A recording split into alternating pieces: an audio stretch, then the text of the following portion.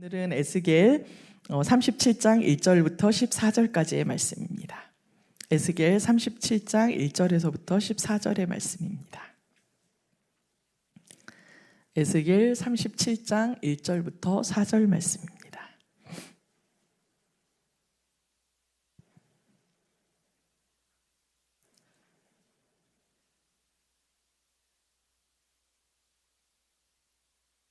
에스겔 37장 1절부터 14절입니다. 제가 몇 장입니다 이렇게 그러니까 예를 들어 구약 성경 1209페이지입니다 말씀을 안 드리는데요. 저희 신학교 다닐 때 저희 그 스승님께서 그 얘기를 하시더라고요. 교인들한테 그거 가르쳐 주지 말라는 거예요. 그래서 왜요? 그랬더니 그래야 성경을 찾으려고 애쓰다 보면 성경이 어디 있는지를 안다, 그렇게 얘기를 하시더라고요. 그래서 저도 그렇게 하는데 정 불편하시면 알려드릴까요? 다 찾으신 것 같네요. 네, 에스겔 37장 1절부터 14절 말씀입니다. 저하고 교독하도록 하겠습니다. 여호와께서 권능으로 내게 임재하시고 그의 영으로 나를 데리고 가서 골짜기 가운데 두셨는데 거기 뼈가 가득하더라.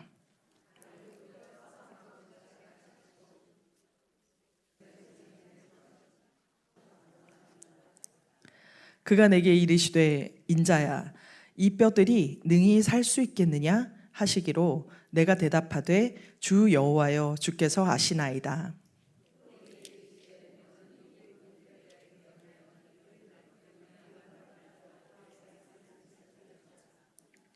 주 여호와께서 이 뼈들에게 이같이 말씀하시기를 내가 생기를 너희에게 들어가게 하리니 너희가 살아나리라.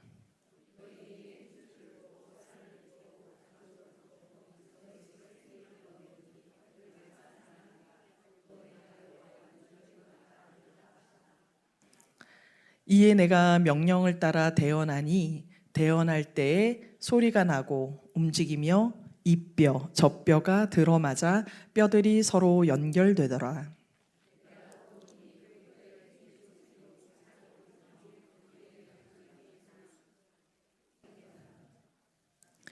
또 내게 이르시되 인자야, 너는 생기를 향하여 대언하라.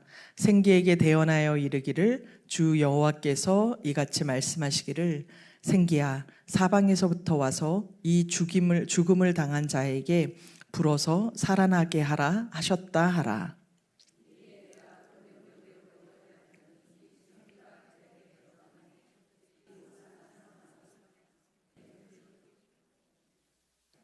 또 내게 이르시되 인자야, 이 뼈들은 이스라엘 온 족속이라. 그들이 이르기를 우리의 뼈들이 말랐고 우리의 소망이 없어졌으니 우리는 다 멸절되었다 하느니라.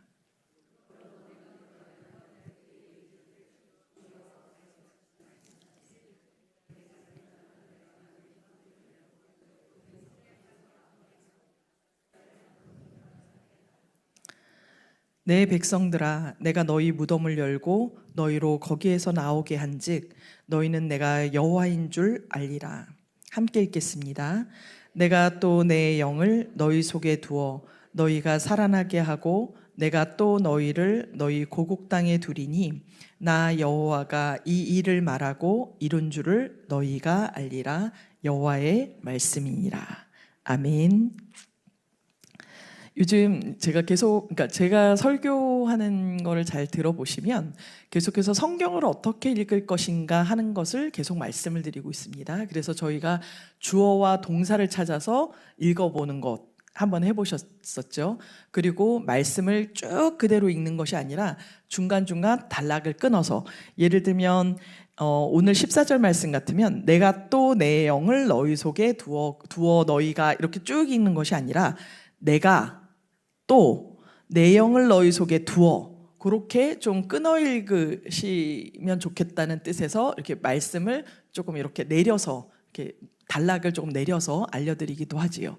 그리고 뭐 표를 보여드리기도 하고 지도를 보여드리기도 하는데요. 이 모든 것들을 통해서 성경을 알아가시는데 좀 도움이 되시라고 그렇게 해나가고 있습니다. 그래서 개인적으로 성경을 읽으실 때도 지도도 좀 찾아보시고, 예를 들어서 오늘같이 에스겔서다 그럼 네이버에 에스겔 치면 요약도 좀 나옵니다. 그리고 장별 어떤 주제 같은 것들도 나오기 때문에 성경을 읽으실 때 그렇게 한번 읽어보시면 성경을 읽으실 때 훨씬 더 풍부하게 읽으실 수 있습니다. 제가 주로 요즘에 지도를 사용하는데요. 저희가 지도를 오늘 또 좀 보면서 말씀 나누도록 하겠습니다. 지도 좀 보여주세요. 자, 이게 전 세계 지도입니다. 여러분들께서 전 세계 지도 자주 보시나요? 저는 사실 지도를 좀 자주 보는데요. 왜 보셔야 될까요? 하나님의 땅이라서 그렇습니다. 그래서 저희가 왜 땅밟기 한다고 하잖아요. 해외나 아울리치 선교지에 가거나 또한 저희가 국내에서도 땅밟기를 한다고 그러는데요. 저는 눈으로 땅을 좀 밟습니다. 아, 이곳이 하나님의 땅이구나. 그래서 여기에 있는 모든 전 세계가 하나님의 땅입니다. 오늘 에스겔서에서도 계속 이야기를 할 텐데요. 땅의 개념은, 그러니까 땅이 제가 그랬잖아요. 하나님의 땅이라고. 그러니까 우리가 임시적으로 예를 들어서 뭐 어디에 뭐 구리시에 살고 어디에 살고 그렇게 하지만 사실은 이 모든 땅은 하나님의 땅입니다. 잠깐만요. 말씀하다 보니까 기도를 안 하고 있는데 지금이라도 좀 할까요? 기도하겠습니다. 하나님 은혜를 감사합니다. 저희가 주의 말씀을 듣습니다. 하나님, 그 말씀을 통하여서 우리를 살리시는 하나님을 보게 하시고 우리를 사랑하시는 하나님을 보게 하시고 우리에게 오늘 말씀하시는 그 하나님 만날 수 있도록 인도하여 주시기를 원합니다. 하나님의 도우심이 말씀을 전하는 자에게나 하나님 말씀을 듣는 자에게나 동일하게 역사하여 주실 줄 믿고 감사드리며 예수님의 이름으로 기도드립니다. 아멘. 네, 기도했습니다. 어쨌든 그래서 다시 지도 이야기를 하자면 이곳이 하나님의 땅이기 때문에 성경에서 계속 땅을 빼앗기기도 하고 땅을 다시 차지하기도 하고 하나님께서 어디로 가라고도 명령하시는 것입니다. 그래서 땅은 이방인들에게나 저희에게나 똑같이 주어지기는 하지만 결국은 하나님의 땅이기 때문에 하나님의 땅에 속할 백성들은 누가 정하신다고요? 하나님께서 정하십니다. 그래서 그 땅은 계명하고도 굉장히 연관이 되어 있습니다. 그리고 하나님의 말씀을 잘 지키는가 지키지 않는가에 따라서 하나님의 땅을 차지할 수도 있고 땅을 차지하지 못하기도 합니다. 그래서 저희도 기도할 때 하나님 기업을 주십시오. 하나님의 기업을 주십시오라고 기도하는 것이 그러한 이유입니다. 그래서 앞으로는 계속해서 이 땅을 좀 잘 살펴보시기 바랍니다. 하나님의 땅이 어떻게 움직이시나. 그래서 이 하나님의 땅이 이렇게 넓은데요. 그 가운데서도 제가 이렇게 네모 표시해 놓은 곳 있죠. 저희 나라는 어디 있는지 아시죠? 저쪽 태평양 있는데 거기 다 찾으실 수 있죠. 이쪽에 있죠. 아시아 거기 그래도 좀 크게 표시가 돼 있어요. 그런데 제가 네모로 표시되어 있는 땅이 바로 저희가 주로 보게 되는, 성경에서 주로 보게 되는 땅입니다.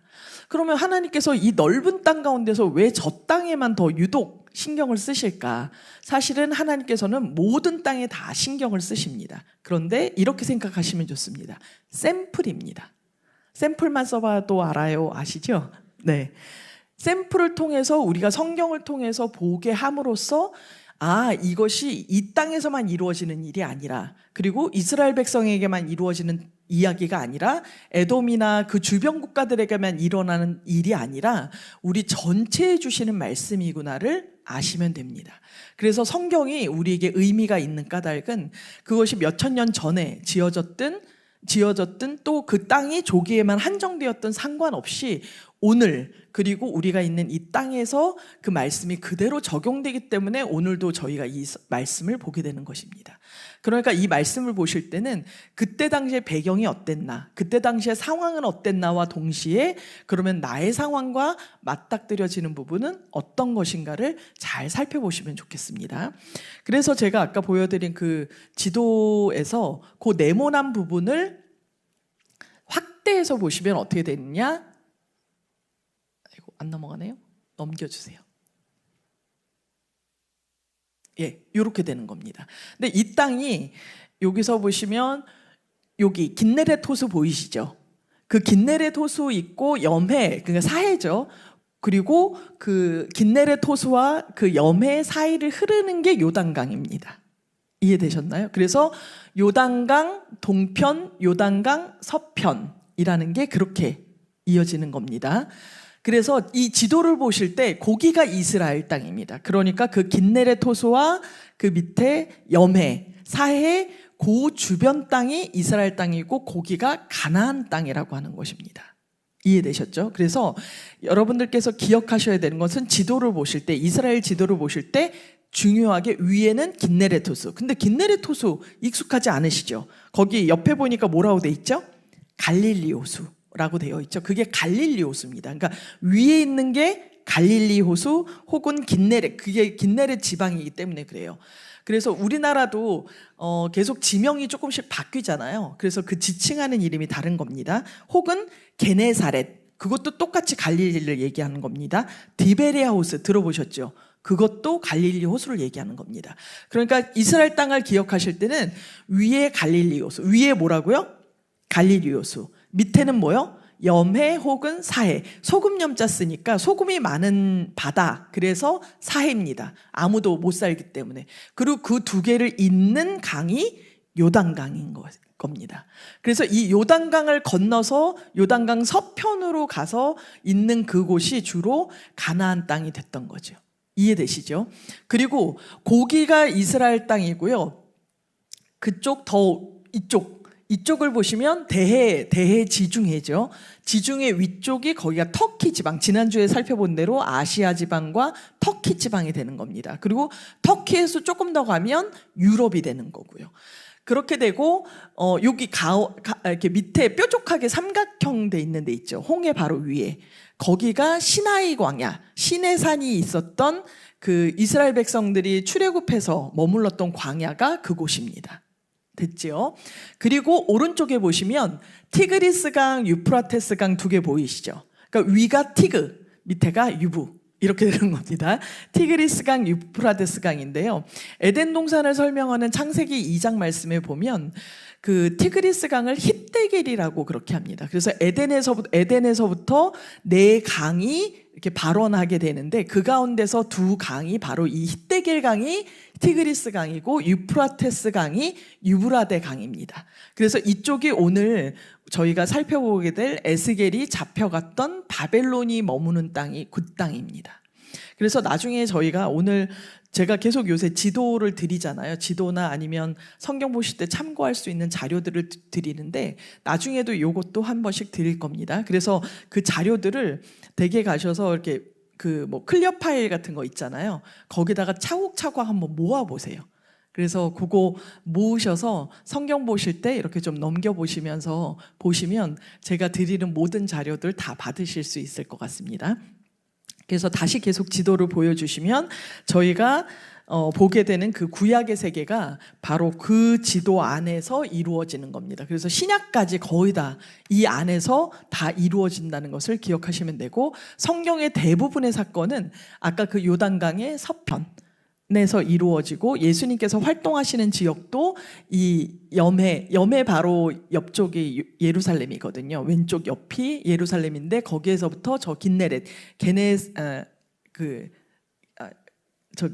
게네사렛 지방까지 왔다 갔다 하시면서 사역하시는 게 예수님의 사역입니다. 그래서 이렇게 해서 지도를 보시면 되겠는데요. 그 다음 페이지 한번 보여주시면 이제 이스라엘 왕국이 어떻게 되냐면 아까 그 티그리스 유프라테스 강 있잖아요. 거기 근처를 보통 에덴 동산이라고 그렇게 얘기합니다. 그랬다가 이제 사람들이 죄를 지으면서 거기서 흩어지게 되고 나중에 하나님께서 그 가운데서 특별히 아브라함을 부르셨죠. 아브라함을 부르시고 그다음에 아브라함의 자손인 이삭 그리고 그 자손인 야곱 그리고 야곱에서부터 12지파가 나오게 되고 그 12지파 가운데서 요셉이 이집트로 가게 됩니다. 형들이 팔아서. 그리고 그 이집트에 가서 산 세월이 얼마냐면 430년입니다. 그게 창세기까지의 이야기죠. 그리고 출애굽의 이야기는 그 이집트에 머물던 이스라엘 백성들이 하나님의 인도하심을 따라서 모세와 함께 그 이집트 애굽에서부터 나오는 것. 그래서 나오는 애굽을 탈출하는 것이 바로 출애굽기입니다. 그래서 출애굽해서 하나님께서 아까 뾰족하게 홍해 위에 뾰족하게 되어 있던 그 신의 광야에서 하나님의 계명을 받고 너희는 하나님의 자녀로서 이렇게 이렇게 살아라 라고 하시면서 약속의 땅을 하나님께서 주시는 거죠. 그러니까 땅은 누구의 거라고요? 하나님의 것. 그리고 그 땅에 살고 있는 사람들이 너무나도 악하기 때문에 하나님께서 그들을 땅을 빼앗고 이스라엘 백성들, 하나님의 백성들에게 땅을 주시겠다고 약속하셔서 가게 되는 것이 바로 가나안 땅인 것입니다. 그래서 그 가나안 땅에 들어가기 전에 그 이스라엘 그 광야에서 하나님의 훈련을 받는 것이 레위기, 민수기, 신명기입니다. 그래서 거기서 계속 하나님의 말씀을 들으면서 하나님의 백성으로 이 땅에서 어떻게 살아야 될지를 계속해서 배우는 장면이 그 장면입니다. 그리고 나서 여호수아 때에 와서 드디어 그 요단강을 건너서 가나안 땅으로 들어가서 거기서 정복, 하나님의 땅을 다시 정복, 되찾는 거죠. 찾아서 거기에 머물게 되는데 다시 그들이 범죄합니다. 그래서 어렵게 돼서 이 다른 나라의 지배를 받게 되면 하나님 저희 좀 도와주세요. 그러면 하나님께서 도와주시고 그 순환 사이클이 계속되는 게 사사기입니다. 그리고 나서 사사기가 끝나고 나서 사무엘상하로 넘어오면서 사무엘상은 너무나도 잘 아시죠? 우리 계속 말씀을 들었잖아요. 왕조가 세워지는 겁니다. 그 이야기가 바로 제가 방금 보여드린 그 표입니다.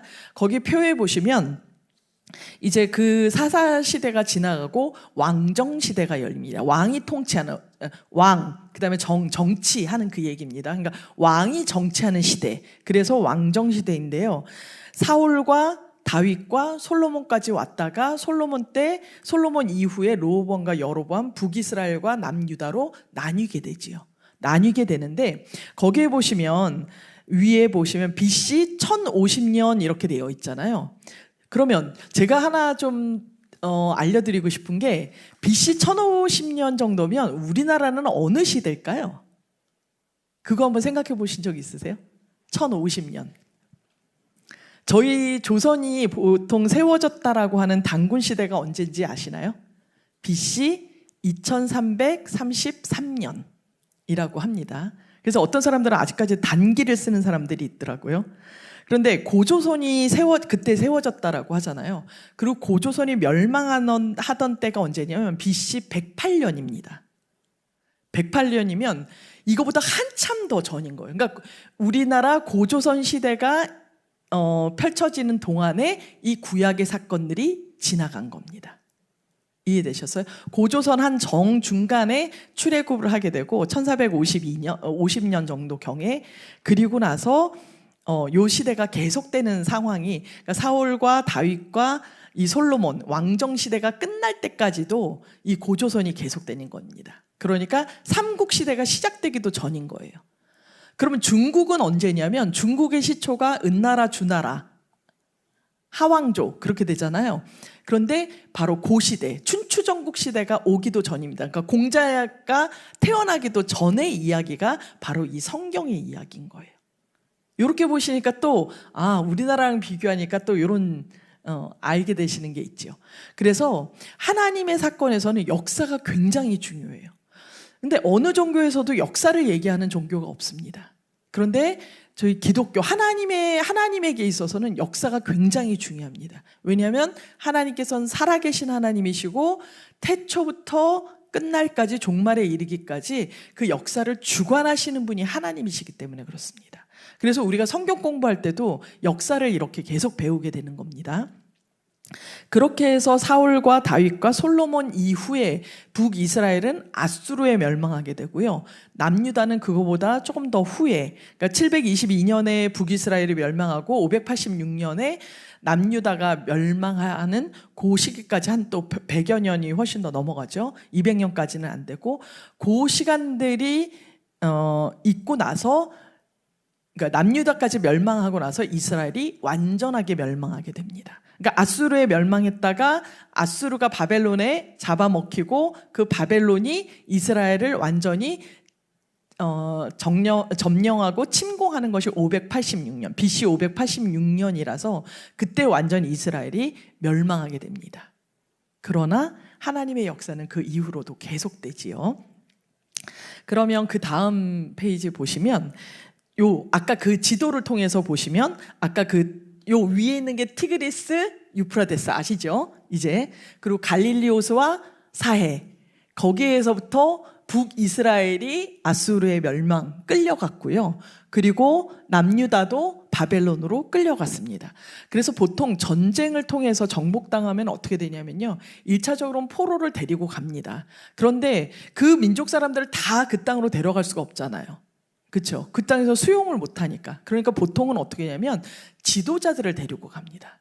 지도자들을 데려가서 자기네 문화를 익히게 하고 자기네 문화를 해서 그 땅으로 다시 그 정복한 그 땅을 다시 그 땅을 다스리도록 사람들을 파견하거나 아니면 그와 동시에 자기네 나라의 그 지배적들을 그 식민지로 보내서 이렇게 다스리도록 하는 그런 정책을 갖고 있는 거죠. 그래서 이렇게 아수르하고 바벨론으로 가게 되는데요. 아수르로 끌려갈 때는 한 번으로 그렇게 다 끌려가고 전쟁이 끝났습니다. 그런데 저희가 지금 봐도 러시아 전쟁이 지금 작년부터 시작해서 계속되고 있잖아요. 전쟁이 하루아침에 막 싸우고 한 번의 싸움으로 막 싸우고 끝나는 것이 아니라 전쟁이 굉장히 길게 갑니다, 사실은. 그러면서 그 가운데 어떤 땅은 또 빼앗겼다가 찾기도 하고 이렇게 엎치락뒤치락 하기도 하고 또 포로들을 끌고 갔다가 또 포로들을 찾아오기도 하고 이런 지난한 과정이 그러니까 지루한 과정이 전쟁 상황 가운데 있습니다. 그래서 그러니까 저희가 생각할 때도 그런 바벨론으로 한 번에 다 그렇게 끌려갔느냐? 그렇지 않습니다. 바벨론으로 끌려갈 때도 바벨론이 이스라엘을 침공한 것이 무려 3번이 됩니다. 그리고 돌려보낼 때도 2번에 걸쳐서 돌려보내게 되는데요. 자, 여기를 보시면 이건 어느 한 블로그에서 제가 찾아온 건데요. 보면 맨 처음에 BC 606년에 처음으로 침공해서 느부갓네살이 침공해서 다니엘과 그 지도자들, 그 청년들 있지요. 그 유력한 가문의 그 자녀들을 끌고 갑니다. 포로들을. 그리고 나서 597년에 2차 포로로 여호야긴과 그 옆에 보시면 이렇게 보시면 여호야긴, 권세 있는 자들, 지도자들, 용사 10,000명을 또 포로로 끌고 갑니다. 이때 같이 포로로 끌려갔던 사람이 바로 오늘 말씀의 주인공인 에스겔이었습니다. 그러니까 아직 이스라엘이 완전히 멸망했나요? 안 했나요? 예루살렘이 완전 침공되기 전입니다. 약 12년 전이에요. 12년 전에 이렇게 끌려갔다가 나중에 자기가 끌려가고 나서 5년 후에 하나님의 말씀을 받게 되는 것이 바로 그 바벨론 땅 그발강가였습니다. 그 그발강가는 운하 작업을 하려고 그 바벨론에서 그 데리고 온 포로들을 거기에 노역을 시켰거든요. 그 일을 운하 만드는 작업을 시켰는데 그 일을 위해서 이 에스겔이 불려갔다가 거기에서 하나님의 환상을 보는 것으로 에스겔이 시작이 됩니다. 그래서 그 에스겔은 원래는 제사장 가문이었거든요. 그래서 제사장이 그냥 이스라엘에 있었으면 제사장이 되었을 사람인데 하나님의 뜻에 의해서 바벨론으로 끌려오고 그 바벨론에서 하나님의 예언자로 부르심을 받게 되는 것으로 시작하는 것이 바로 이 에스겔의 말씀입니다. 그리고 나서 제3차 포로를 데려가는데 그때가 바로 예루살렘이 무너지는 것이고 BC 586년이 됩니다. 그러니까 에스겔이 끌려갔던 때로부터 한 12년, 11년 정도 되는데요. 그래서 에스겔서의 33장에 보면 에스겔이 이렇게 있다가 그 예루살렘이 함락되고 무너졌다는 소식을 거기서 듣게 됩니다. 그리고 나서 있게 되는 말씀이 오늘 읽은 37장의 말씀입니다. 이제 이해가 되시죠? 어떤 역사 속에서 어떤 상황 가운데 그래서 우리의 상황도 우리의 역사도 잘 보셔야 돼요. 그래서 뉴스를 보실 때 어떻게 보셔야 되냐면 아유 저거 잘했어 저거 잘못했어가 아니라 저거 이상하다라고 생각되시면 뉴스를 보시면서 기도하셔야 돼요. 그거 갖고 중보하셔야 돼요. 하나님께서 주시는 사인들이거든요. 그래서 그 소식들을 들으시면서 그렇게 하시면 좋겠습니다. 그리고 나중에 1차 귀환과 2차 귀환을 통해서 다시 이스라엘 백성들이 이스라엘 땅으로 돌아오게 되는데요. 이건 나중에 또 이사야 말씀이나 다른 말씀들, 소선지서들 배울 때 알려드리도록 하겠습니다. 그 다음 페이지 보시면 오늘 여러분들에게 나누어 드린 그 종이가 있죠. 나누어 드린 건데요. 요즘에 이걸 왜 드렸냐면 요즘에 저희가 그 성경 통독하실 때 소선지서 읽으시잖아요. 그때 보시라고 말씀을 드린 겁니다.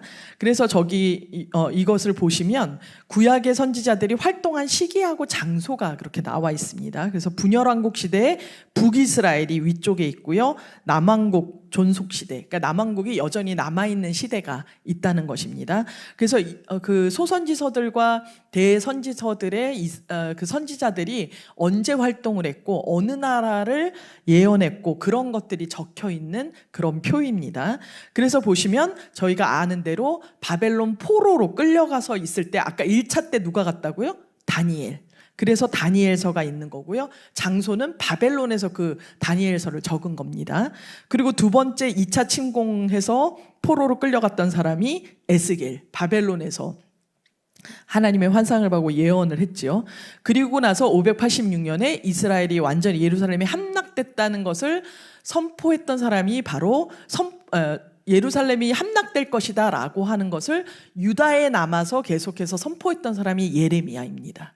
그리고 그것이 함락되고 나서 그 말씀에 대해서 지은 것이 예레미야 애가가 거기에 있는 겁니다. 그리고 그 이후에 그 포로들을 다시 돌려보낼 때 70년이 지나고 나서 돌려보낼 때 아까 그 전에 화면을 보시면 여기 보시면 맨 처음 1차 포로로 갔을 때가 BC 606년이죠. 그리고 1차 귀환을 할 때가 536년이니까 정확하게 한 70년 됩니다.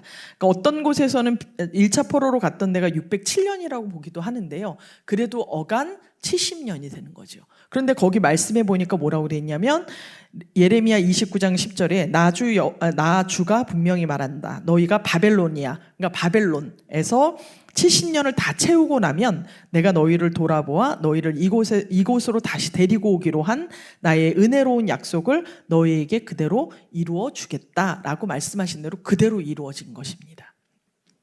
그래서 그 다음 방금 나눠드린 페이지를 보시면 바벨론 후에 학개와 스가랴가 말라기가 하나님의 성전을 다시 짓는 재건하는 일들을 그리고 성벽을 다시 재건하는 일들을 맡아서 하게 되는 거죠. 그리고 바벨론 포로 이전을 보시면 BC 930년에서 586년까지 활동했던 선지자들이 요 선지자들입니다. 그래서 오바다의 경우에는 에돔에 대해서 예언했던 선지자예요. 근데 여기서 보시면요. 지금 총 위에 보시면 BC 930년에서 맨 마지막이 언제예요? 424년. 그죠? 포로 귀환 때까지. 그러면 몇 년 차이가 나나요? 거의 500년입니다. 하나님이 성격이 급하셨으면 저희가 때로는 기도할 때 하나님 너무 느려요. 하나님 저희는 급해 죽겠는데 하나님 너무 느립니다. 할 때가 있습니다. 그런데 하나님께서 이스라엘 백성들이 잘못했어. 야, 너희가 잘못했다. 돌이켜라. 라고 말씀하시는 기간이 도대체 얼마라고요? 거의 적어도 200년, 적어도 500년입니다. 그럼 그 500년 동안 하나님께서 어떻게 하셨을까요? 참으신 겁니다. 그리고 멸망하기 전까지는 너희 이렇게 살면 망한다. 계속해서 경고하시고 끌려가고 난 다음에 그래도 너희는 다시 회복될 것이다 라고 계속 약속의 말씀을 주시는 분이 바로 하나님이십니다. 우리 보기에는 더딘 것 같은데요. 하나님의 구원을 위해서는 이 시간이 필요할까요? 안 필요할까요? 필요해요. 주님 빨리 오셨으면 좋겠습니다. 제 개인적으로 봐서는 주님 당장 오시고 이렇게 험한 세상 좀 안 살았으면 좋겠습니다. 하는 것이 저희의 마음이지만 하나님께서 기다리시는 이유는 뭘까요? 죄인이라도 참아보시는 이유는 뭘까요? 맞습니다. 다 구원 얻도록. 그러면 우리의 삶에서 이렇게 힘든데 하나님 도대체 언제 우리를 구원해 주실 겁니까? 답답하잖아요. 내 생애나 볼까? 그러나 그 기간을 통해서 야, 나랑 좀 만나자. 그거 아니면 네가 날 찾아오겠냐? 라고 말씀하시는 하나님의 음성이 우리 귀에 들려지기를 바랍니다. 오늘 이러다가 설교 하나도 못할 것 같은데요. 자, 각 권의 주제들 요거 다음번에 한번 또 드리도록 하겠습니다. 그래서 각 권의 주제에 보시면 오늘 여기 별표가 돼 있는데 안 보이시죠? 거기 별표에 에스겔이라고 돼 있는데요. 주제를 한번 따라 읽어보겠습니다. 성전, 잠깐만 저도 안 보이네. 네, 성전에 대한 기대. 따라해볼까요? 성전에 대한 기대.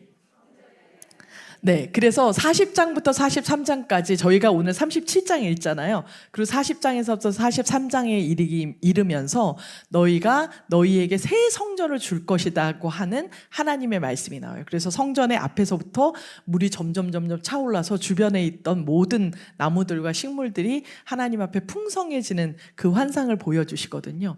그래서 결국 에스겔은 성전이 무너지기 전의 이야기와 그리고 성전이 무너지고 난 다음에 하나님께서 새 성전을 주시겠다고 하시는 약속으로 이루어져 있습니다. 그래서 에스겔을 보실 때 성전을 키워드를 가지고 에스겔서를 보시면 좀 더 잘 이해가 됩니다. 그래서 1장에 보면 하나님의 보좌가 나오잖아요. 그래서 세상은 다 무너지지만 하나님의 보좌 위에 계신 하나님은 여전히 계시다.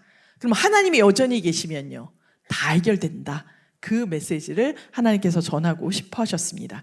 그래서 에스겔서 말씀을 보시면요, 24장을 전후로 말씀이 나누는데요, 예루살렘의 운명에 대해서 얘기를 하고 있고 앞으로 25장 이후에는 예루살렘이 어떻게 될 것이다, 장래에 대한 얘기를 하고 있습니다. 그래서 포위 공격 이전과 포위 공격, 그러니까 무너지는 것 말고 포위하기 전까지, 전후로 이야기가 나뉘고 그 전에는 파괴될 것이다를 이야기하는 거예요. 왜냐하면 경고하셔야 되는 거니까. 이렇게 살면 안 된다. 그러면 그 시간 동안에 돌이켰으면 어떻게 됐을까요? 파괴 안 당했을 텐데. 안타깝습니다. 경고 들으실 때 돌이키시기 바랍니다. 그리고 나서 회복에 대한 이야기를 하셔서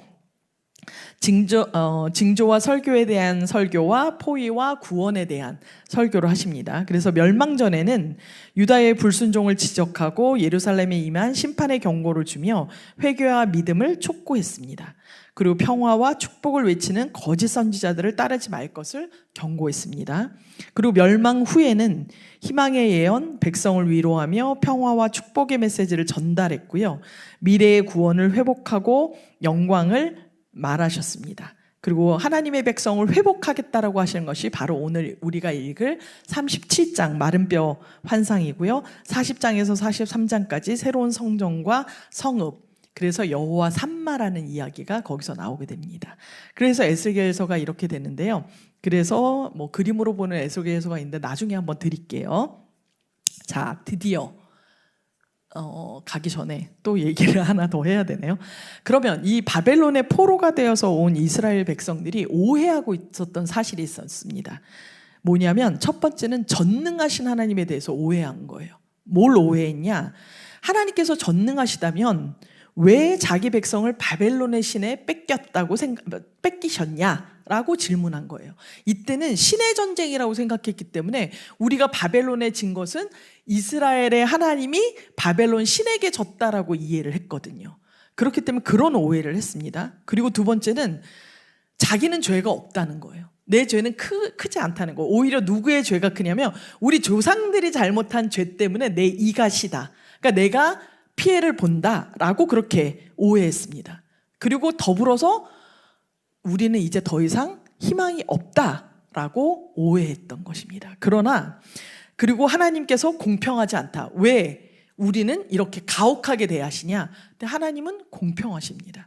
그것이 이스라엘 백성이 됐든 바벨론 백성이 되었던 누군가를 핍박하고 억압하는 그 민족은 반드시 멸망한다가 하나님의 뜻입니다. 바벨론이 끝까지 갔을까요? 아니면 바벨론도 멸망했을까요?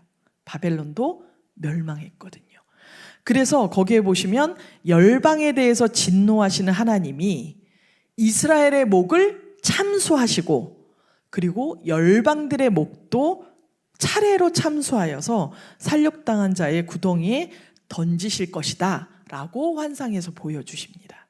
그러나 열방도 이스라엘도 하나님께서 또 회복시키시겠다고 그렇게 말씀하시는 것이 이 모든 선지서의 이야기들입니다. 그래서 선지서를 읽으시면 굉장히 길게 표현이 되어 있지만 그렇다는 사실들을 기억하시고 말씀들을 보시면 좋겠습니다.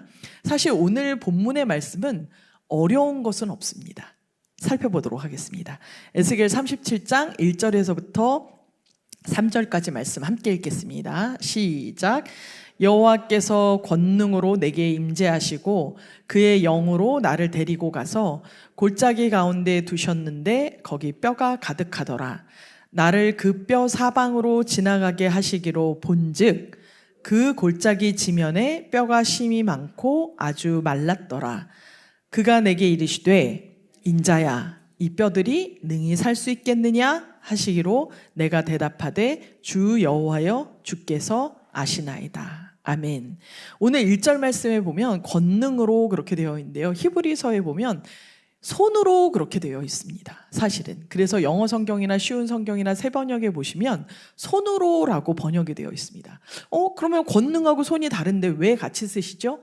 출애굽기 말씀에 보시면 13장 말씀에 특히 더 자주 나와 있는데요. 나중에 성경 한번 검색을 해보세요.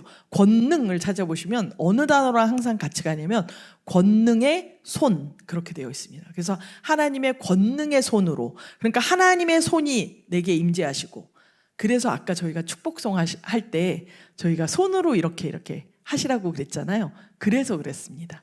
하나님의 손이 나를 쓰다듬으시는 것처럼 하나님의 권능이 우리에게 축복이 되기를 원합니다 하면서 저희가 아까 사실은 축복성을 부른 거였습니다. 다 이유가 있었습니다.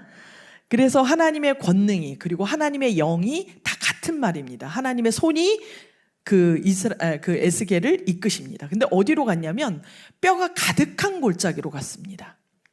뼈가 가득한 골짜기로 가서 보니까 2절에 보니까 심이 많고 아주 말랐다고 합니다.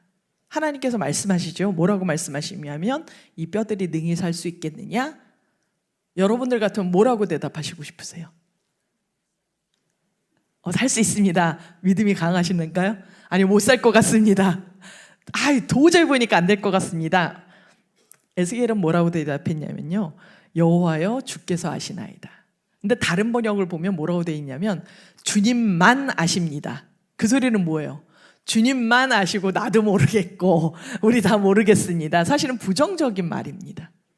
주님만 아십니다. 그러니까 하나님은 창조주시니까 그러면서 뭐라고 주 여호와요. 주님은 여호와신 건 분명한데 이것이 살아날지는 주님이 아십니다 라고 대답하는 겁니다. 자, 그 다음에 무슨 일이 일어날까? 그러면 제가 하나님 같았으면요, 야 됐어 돌려보냈을 것 같은데 4절 보시기 전에 3절 잠깐 보시면요, 3절에 보면 그가 내게 이르시되 이 뼈들이 살 수 있겠느냐 하셨잖아요. 근데 우리 하나님은 어떤 하나님이시라고요? 신명기 32장 39절입니다. 보이시나요? 글씨가 너무 작은 것 같기도 하고요. 함께 제가 읽을까요?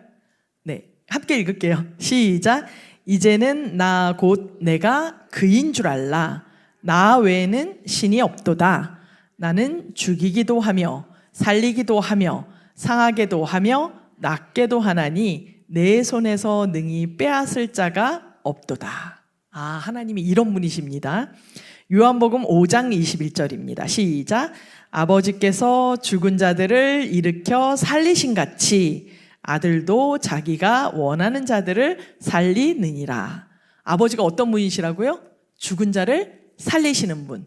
그러면 우리는 이제 다음에 우리는 이거 한번 배웠으니까 하나님께서 이렇게 뼈들이 살겠느냐 물으시면 뭐라고 대답해야 될까요? 주님 하실 수 있습니다. 이렇게 대답하셔야 됩니다. 네, 저희는 배웠으니까 에스겔을 통해서 미리 배웠잖아요. 자, 그랬더니 하나님께서 뭐라고 그러시냐면 또 말씀해 주십니다. 4절부터 읽겠습니다. 시작. 또 내게 이르시되 너는 이 모든 뼈에게 대언하여 이르기를 너희 마른 뼈들아 여호와의 말씀을 들을지어다. 주 여호와께서 이 뼈들에게 이같이 말씀하시기를 내가 생기를 너희에게 들어가게 하리니 너희가 살아나리라. 너희 위에 힘줄을 두고 살을 입히고 가죽으로 덮고 너희 속에 생기를 넣으리니 너희가 살아나리라. 그럼 살아나면 어떻게 된다고요? 또 내가 여호와인 줄 너희가 알리라 하셨다 하라. 아까 에스겔이 그랬잖아요. 하나님만 하십니다. 근데 하나님이 살리셨어요. 그럼 누가 하신 일이에요? 사람이 못하고 하나님이 하신 일이 되는 거예요. 그러면 이건 여호와께서 하시는 일이구나. 하나님께서 길이 참으시는 데는 또 이유가 있어요. 나중에 우리가 했다고 할까 봐. 하나님 앞에 자랑할까 봐. 아까 우리 고린도전서 1장 26절 말씀으로 기도했었잖아요. 우리가 아무 육체라도 하나님 앞에 자랑할 수 없도록, 그것은 하나님께서 하셨습니다 라고 고백할 수 있도록 하시는 겁니다. 그래서 요한복음 아까 5장 28절에서부터 29절 말씀을 보면요, 이렇게 되어 있습니다. 이를 놀랍게 여기지 말라. 그러니까 죽은 자 가운데서 살리시는 것을 놀랍게 여기지 말라. 무덤 속에 있는 자가 다 그의 음성을 들을 때가 오나니 선한 일을 행한 자는 생명의 부활로, 그러니까 심판이 있어요, 없어요? 없어요. 생명의 부활로 나오고요, 악한 일을 행한 자는 심판의 부활로 나온대요. 그러면 심판을 받으려고 부활했어요. 심판을 받았어요. 살겠어요, 못 살겠습니까? 못 삽니다. 죄의 삭은 사망이기 때문에 그렇습니다. 그래서 하나님을 믿는 것이 중요합니다. 그리고 이렇게 하나님께서 지금 에스겔에게 말씀하셨어요. 그럼 에스겔이 이대로 했을까요, 안 했을까요? 한번 보겠습니다. 7절 8절 읽겠습니다. 시작. 이에 내가 명령을 따라 대언하니 대언할 때에 소리가 나고 움직이며 이 뼈 저 뼈가 들어맞아 뼈들이 서로 연결되더라. 내가 또 보니 그 뼈에 힘줄이 생기고 살이 오르며 그 위에 가죽이 덮이나 그 속에는 생기는 없더라. 이제 진짜 그 에스겔이 하나님의 말씀을 따라서 그대로 대언했습니다. 대언했더니 이루어졌나요, 안 이루어졌나요? 이루어졌어요. 근데 뭐는 하나 안 이루어졌어요. 생기가 없어요. 제일 중요한 게 뭔데? 생기인데, 겉은 멀쩡해도 생기가 없으면 죽은 거나 다름이 없잖아요. 그죠? 그래서 활용점정 생기가 필요합니다. 저희에게도 뭐가 필요할까요? 생기가 필요합니다. 하나님, 저희에게 생기가 필요합니다. 기도하시기 바랍니다. 9절에서 10절 말씀입니다. 여기까지 어려운 말씀 없으셨죠? 네네. 시작. 또 내게 이르시되 인자야 너는 생기를 향하여 대언하라. 생기에게 대언하여 이르기를 주 여호와께서 이같이 말씀하시기를 생기야 사방에서부터 와서 이 죽음을 당한 자에게 붙어서 살아나게 하라 하셨다 하라. 그랬습니다. 하나님 말씀하셨어요. 그러니까 10절에 어떻게 했을까요? 이에 내가 그 명령대로 대언하였더니 생기가 그들에게 들어가매 그들이 곧 살아나서 일어나 서는데 극히 큰 군대더라. 아멘. 여기에서 보면 계속 반복됩니다. 하나님께서 말씀하시고 그 말씀을 듣고 에스겔이 대언합니다. 저희가 요새 계속 말씀으로 기도하고 있잖아요. 그게 바로 그런 뜻이에요. 하나님의 말씀 우리가 듣잖아요. 들으시는 것으로 끝나시면 안 됩니다. 뭘로 가셔야 되냐면 대언하시는 걸로 가셔야 돼요. 그래서 그 말씀이 내게 준 말씀이다. 그리고 내 몸에 내가 명령을 내리는 겁니다. 주님께서 말씀하셨다라고 하면서 말씀으로 명령 내리시기 바랍니다. 그래서 성경을 읽으실 때 이 말씀 나에게 주신 말씀 같다. 그럼 그 말씀을 본인의 마음에 대언하시기 바라요. 우리가 기도할 때 주여 한번 부르는 이유도요, 주님이 내 안에 임재하신 것을 내 몸에 알려주는 겁니다. 크게 소리 안 질러도 하나님 다 들으세요. 근데 왜 크게 소리 지르냐면 크게 소리를 지르면서 내 배에서부터 나오잖아요, 소리가. 그리고 내 몸을 진동시키면서 내 귀에 내 소리가 들리고 주님을 찾는 내 몸이 되라고 그렇게 주여 부르고 기도하는 겁니다. 그래서 대언하시기 바랍니다. 제일 중요한 거. 그래서 창세기 2장 7절 말씀에도 여호와 하나님이 땅의 흙으로 사람을 지으셨습니다. 그리고 나서 맨 마지막에 하셨던 일이 뭐예요? 생기를 그 코에 불어넣으시니 드디어 사람이 생령, 육체뿐만 아니라 하나님의 영이 있어야 사람입니다. 사람은 하나님의 영이 없으면 뭐예요? 그냥 육체예요. 그래서 육체대로 산다고 그러잖아요. 그런데 하나님의 영이 들어와야 생령이 되는 것입니다. 에스겔 37장 11절 12절 말씀 함께 보겠습니다. 시작. 또 내게 이르시되 인자야 이 뼈들은 이스라엘 족속이라. 그들이 이르기를 우리의 뼈들이 말랐고 우리의 소망이 없어졌으니 우리가 다 멸절되었다 하느니라. 아까 이스라엘 백성들이 그랬다고 그랬잖아요. 자기들은 다 멸망했고 희망이 없다고. 12절입니다. 그렇기 때문에 그러므로 너는 대언하여서 그들에게 이르기를 주 여호와께서 이같이 말씀하시기를 내 백성들아 내가 너희 무덤을 열고 너희로 거기에서 나오게 하고 이스라엘 땅으로 들어가게 하리라. 아멘. 아까 우리가 미리 살펴봤죠. 이 말씀이 이루어졌나요? 안 이루어졌나요? 이루어졌습니다. 그러면 성경의 말씀이 우리에게도 이루어질까요? 안 이루어질까요? 이루어집니다. 그것이 믿음입니다. 13절 14절 말씀 보겠습니다. 시작. 내 백성들아 내가 너희 무덤을 열고 너희로 거기에서 나오게 한즉 너희는 내가 여호와인 줄 알리라. 우리도 마찬가지입니다. 죄에 쌓여있던 우리가 무덤을 열고 살아날 것을 믿는 그 믿음으로 하나님이 여호와이신 줄을 알기를 바랍니다. 그러면 하나님께서 어떻게 해주시냐? 14절입니다. 함께 읽겠습니다. 시작. 내가 또 내 영을 너희 속에 두어 너희가 살아나게 하고 내가 또 너희를 너희 고국 땅에 두리니 나 여호와가 이 일을 말하고 이룬 줄을 너희가 알리라. 여호와의 말씀이니라. 아멘. 하나님의 땅은 하나님의 땅이라고 그랬어요. 우리가 이 고국에 머물 수 있는 것도 하나님의 은혜입니다. 아멘. 그러면 오늘 이제 드디어 살아났습니다. 이게 우리에게 주신 말씀이라고 그랬으니까 따라해 봅시다.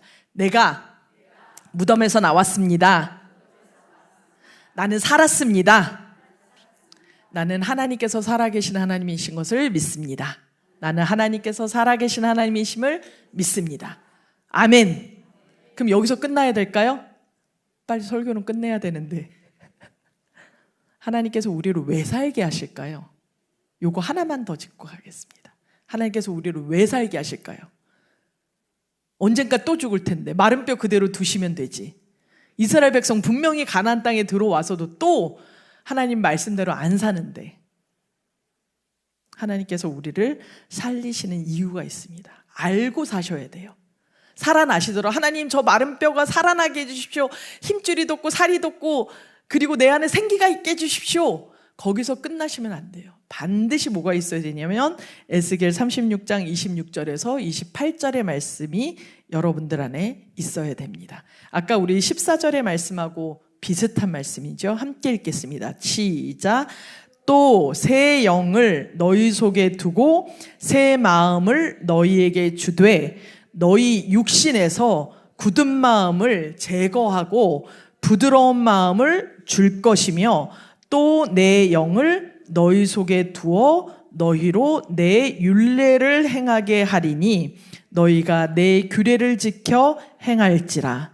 내가 너희 조상들에게 준 땅에서 너희가 거주하면서 내 백성이 되고 나는 너희 하나님이 되리라. 아멘. 말씀으로 부드러운 마음 가지시길 바랍니다. 하나님의 영으로 우리가 하나님의 말씀 지키며 살아가기를 바랍니다. 그리고 우리의 조상들에게 주신 그리고 또 나에게 주신 그 기업에서 우리가 거주하면서 하나님의 백성으로 하나님의 나라로 선포하시면서 살아갈 수 있는 우리 모두가 되기를 바랍니다. 마른 뼈에서부터 살아나셔서 하나님의 백성으로 살아가시는 우리 모두가 되기를 바랍니다. 이 시간 기도하도록 하겠습니다.